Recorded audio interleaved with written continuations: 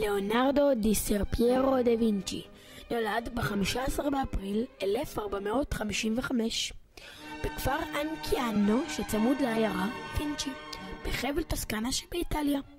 חביב העשיר לא הסכים להתחתן עמו ולכן נחשב לילד בלתי חוקי. חיינו ונפרד, אני ואמא שלו. הוא חי עד גיל 5 איתה, ואז החלטתי לקחת אותו למשפחה שלי.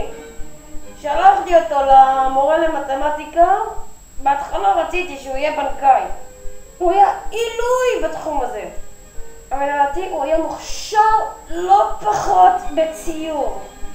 לכן שלחתי אותו לסדנה של ורוקיה. הוא היה צייר מדהים.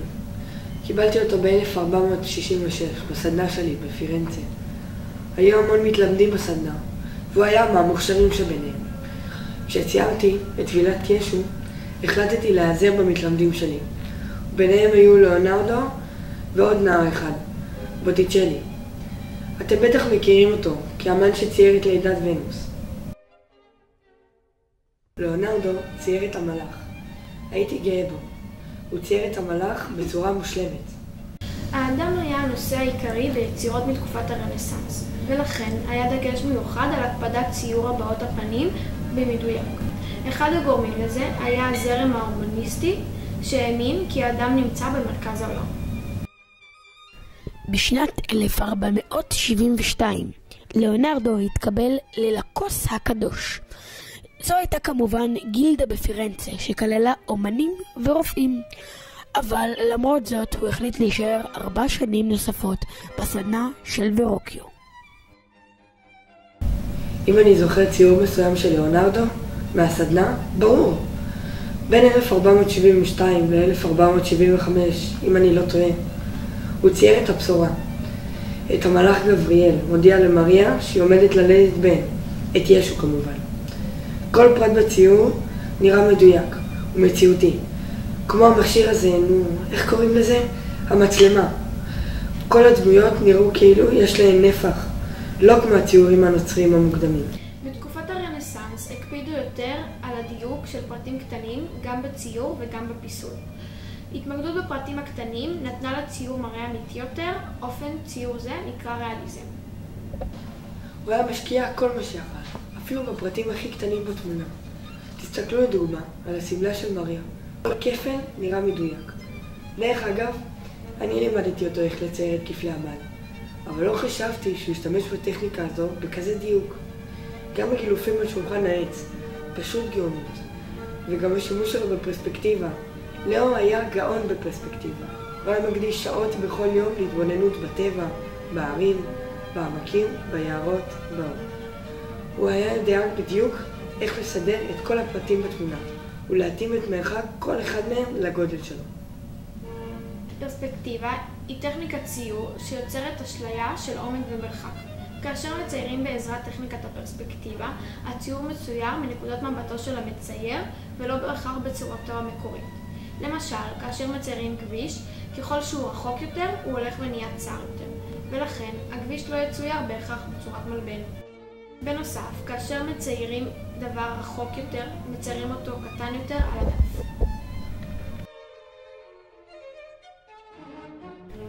בשנת 1476 ליאונרדו עזב את הסדנה של ורוקיו כדי להיות אמן עצמאי. מעתה ואילך עסק באלפי תחומי עניין. הוא נהג לכתוב את כל הידע וההמצאות שלו במחברות שלו, אותן הוריש אחרי מותו לתלמידו, פרנצ'סקו מליצי. בתור המזכיר של ליאונרדו והתלמיד שלו, ראיתי חלק גדול מהציורים שהוא צייר. לצערי, היו ציירים שנראו מדהימים בעיניי, אך הוא מעולם לא צייר אותם. הוא היה זונח את חלק מהעבודות שניתנו לו בציור ובפיסול, לטובת תחומי העניין האחרים שלו, ולהפך. עוד 2 אנשים שהיו קרובים לליאונרדו באותה תקופה הם לוקה פצ'ולי המתמטיקאי ולודוויקו ספורצ'ה שלט מילאנו. לודוויקו מאוד אהב את הציורים של דה וינצ'י ושכר אותו בכל פעם לפרויקט חדש. הסעודה האחרונה, אחד הציורים הכי מפורסמים של ליאונרדו, היה בשביל חדר אוכל בכנסיית משפחה של לודוויקו שפט.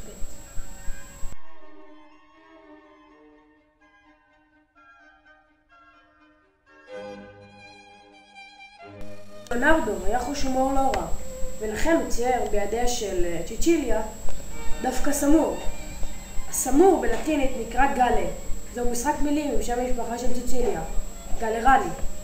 צ'יצ'יליה הייתה פילגש של לודוויקו ספורצ'ה, שהזמין את דה וינצ'י עבור הכנת הציור, שצויר בין השנים 1487 ועד 1490 לערך. הציור עבר בין ידיים רבות, וביניהן צ'יצ'יליה עצמה ונסיך מפולין. בתקופת המאה ה-18 לערך נוסף לציור כיתוב שגוי בצידו השמאלי. הכיתוב היה לבל פונסייר, ליאונרדו דה וינצ'י. הכיתוב השגוי נוסף משום שאחת מבעליו של הציור חשבה שהוא דיוקנה של פלגשו של פרנסואה הראשון מלך צרפת. נפגשנו כי שנינו הוזמנו לעבוד בשביל לודוויקו, שליט מילאנו. הייתי המורה של ליאונרדו למתמטיקה וגיאומטריה, וכבר אחרי כמה שיעורים הבנתי שמדובר בגאון. לא היה לו את כל הידע שאני רכשתי, אבל רמת החשיבה מחוץ לקופסה שלו הייתה גבוהה פי כמה וכמה משלי. הוא ידוע כמובן במחברות שלו, שבהם הוא כתב ללא כל סדר תרשימים חשובים ועוד. אני זוכר את תכנוני ההתרחבות שלו. תכנן ערים שלמות. הדבר המדהים ביותר היה שהוא תכנן תרשימים של צוללות, הליקופטרים, מטוסים וטנקים כמה מאות שנים לפני שהמציאו אותם והשתמשו בהם לצבא ולתחבורה. זה מרתק כמה שהחשיבה שלו הקדימה את זמנה. שימו לב לדיוק של הסרטוטים שלו. סרטוט של עובר בתוך רחם אמו, של פרופורציות האדם, של תנועת היד, ועוד רבות ורבות. איך אני מסכם את לאו? היה ידיד נאמן, גאון, שאפשר לנהל איתו שיחות ארוכות מבלי להשתעמם. עילוי בציור ובכל ענף אחר של מדע ואומנות.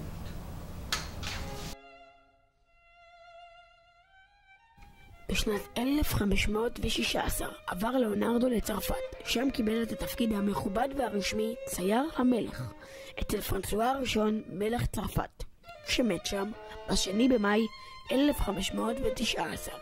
נקבר בכנסיית סן פלורנטין, אבל הכנסייה נחרבה כליל.